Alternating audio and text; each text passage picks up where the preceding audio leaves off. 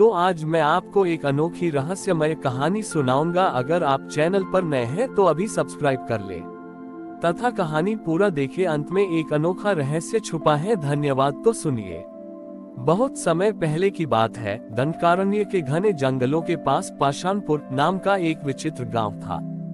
यहाँ की जमीन इतनी पथरीली थी कि यहाँ न तो कोई फसल उगती थी और न ही फूल। गांव के लोग पत्थर तोड़ने और उन्हें तराशने का काम करते थे। इसी गांव में ध्रुव नाम का एक बालक रहता था जो स्वभाव से बहुत कोमल था। ध्रुव का काम था उन पत्थरों को इकट्ठा करना जिन्हें मूर्तिकार बेकार कहकर फेंक देते थे। वह उन टेढ़े मेढ़े पत्थरों को एक साथ जोड़कर ऊंची मीनारें बनाता था। गांव के लोग उसका मजाक उड़ाते थे। ध्रुव, इन टूटे पत्थरों से क्या महादेव प्रसन्न होंगे? मंदिर के लिए तो बिना दाग वाला संगमरमर चाहिए। एक बार गांव में एक बड़ा अकाल पड़ा।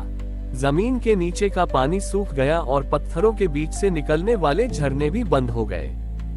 गांव के धनी लोगों ने शहर से शुद्ध जल मंगवाया और महादेव के मुख्य मंदिर में अभिषेक किया, पर अकाल समाप्त नहीं हुआ। ध्रुव ने देखा कि प्यास के कारण जंगल के हिरण और छोटे जीव गांव की ओर आ रहे हैं, पर उन्हें कोई पानी नहीं दे रहा। ध्रुव के पास पानी नहीं था, पर उसके पास विश्वास था। वह गांव से दूर एक सूखी पहाड़ी पर गया, जहां केवल कबाड़ समझे जाने वाले काले और खुरदरे पत्थर पड़े थे। उसने उन पत्थरों को एक के ऊपर एक सजाना शुरू किया। उसने कोई मंत्र नहीं पढ़ा, बस हर पत्थर को रखते समय अपने मन में शिव का ध्यान किया। जैसे ही उसने अंतिम पत्थर चोटी पर रखा, वो पत्थरों का ढेर एक खुरदरे शिवलिंग जैसा दिखने लगा। ध्रुव ने शिवलिंग को गले लगा लिया और उसके सूखे गले से केवल एक पुकार निकली, प्रभु, संसार को हीरा चाहिए, पर मुझे आप इन पत्थरों में भी स्वीकार्य हैं। यदि आप कण कण में हैं, तो इन ठुकराए हुए पत्थरों से प्यास बुझा दीजिए। तभी एक चमत्कार हुआ। उन खुरदरे पत्थरों के बीच से कोई जल नहीं निकला, बल्कि शिवलिंग के भीतर से अग्नि जैसी ऊष्मा निकलने लगी। वह गर्मी इतनी बड़ी कि आसमान के बादल खींचे चले आए। देखते ही देखते मूसलाधार बारिश शुरू हो गई। अद्भुत बात यह थी कि बारिश का पानी जैसे ही उन ठुकराए हुए पत्थरों के शिवलिंग पर पड़ा, वो पानी दूधिया होकर पूरी पहाड़ी पर बहने लगा। साक्षात अघोरेश्वर महादेव वहां प्रकट हुए। उनका रूप बहुत ही सरल था। वे किसी राजकुमार की तरह नहीं, बल्कि एक योगी की तरह दिख रहे थे।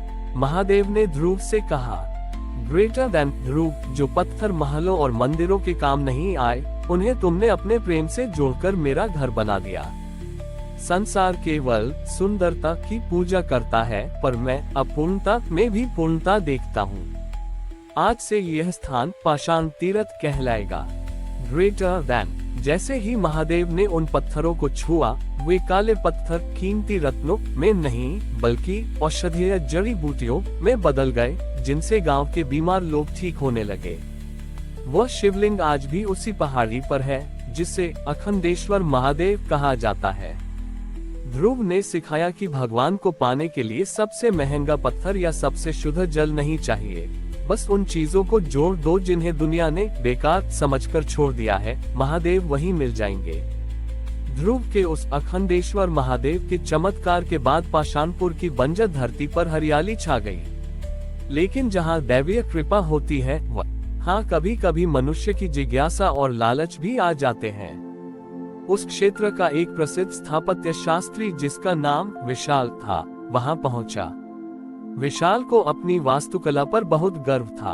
उसने बड़े बड़े राजाओं के लिए अद्भुत मंदिर और महल बनाए थे। जब उसने देखा कि लोग एक टूटे फूटे पत्थरों के ढेर की पूजा कर रहे हैं, तो उसका अहंकार जाग उठा। उसने ध्रुव से कहा, बालक, यह क्या भद्दा ढांचा है? पत्थरों को बिना तराशे, बिना किसी माप जोख के ऐसे जोड़ देना महादेव का अपमान है।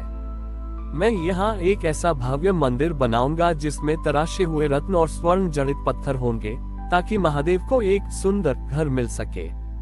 विशाल ने अपनी योजना के अनुसार उस पत्थरों के शिवलिंग को हटाकर वहां संगमरमर का एक विशाल मंदिर बनवाना शुरू किया। उसने हजारों मजदूर लगाए और ध्रुव के बनाए उस सरल शिवलिंग के पत्थरों को पहाड़ी से नीचे फेंक दिया। जैसे ही नया मंदिर बनकर तैयार हुआ और विशाल ने उसमें एक चमकती हुई सुंदर मूर्ति स्थापित की, अचानक आकाश से वज्रपात बिजली हुआ। वह सुंदर मूर्ति बीच से फट गई और मंदिर की दीवारों में दरारें आ गईं। विशाल हैरान रह गया। उसने अपनी सारी विद्या लगा दी, पर वह उन दरारों को भर नहीं पा रहा था।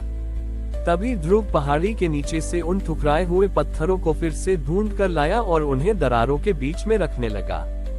विशाल चिल्लाया, मूर्ख, मेरे सुंदर मंदिर को इन गंदे पत्थरों से खराब मत करो।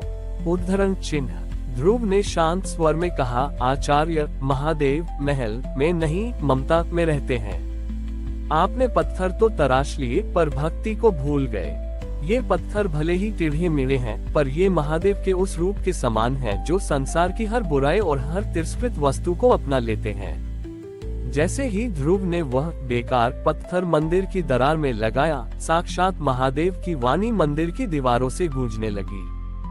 ग्रेटर देन विशाल, जो वास्तु केवल आंखों को भाता है, वह नश्वर है, लेकिन जो प्रेम के टूटे धागों और पत्थरों को जोड़कर बनाया जाता है, वह अविनाशी है।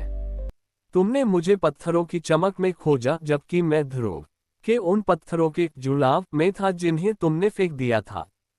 Greater than. अचानक वह भव्य मंदिर गायब हो गया और वहां फिर से वही ध्रुव का बनाया हुआ साधारण पत्थरों का शिवलिंग प्रकट हो गया। लेकिन इस बार वह पत्थर पारस की तरह चमक रहे थे। विशाल का अहंकार चूर चूर हो गया।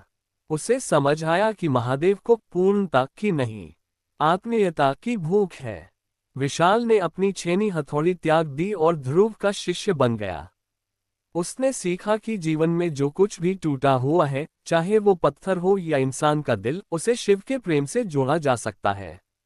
आज भी उस पहाड़ी पर लोग टूटे हुए पत्थर लेकर आते हैं और उन्हें शिवलिंग के पास रख देते हैं, इस विश्वास के साथ कि जैसे महादेव ने इन पत्थरों को जोड़ा, वैसे ही वे उनके बिखरे हुए जीवन को भी अखंड बना देंगे। हमारी और भी आध्यात्मिक एवं अनोखी कहानियां देखने के लिए हमारे चैनल पर जाएं तथा धार्मिक एवं पौराणिक अनोखी कहानियां हमारे चैनल पर है। कृपया जाके देखें तथा हमारे चैनल को सब्सक्राइब करके रखें और वीडियो लाइक जरूर करें। धन्यवाद।